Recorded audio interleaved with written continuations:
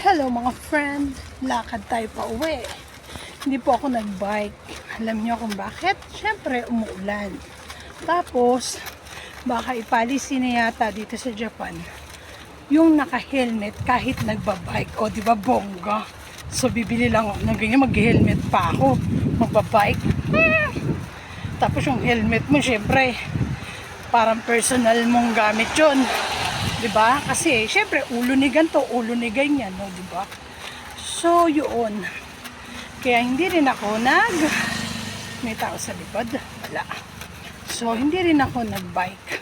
Tsaka, umuulan. Yun yung dinadaanan ko, mga friend, oh. Diba?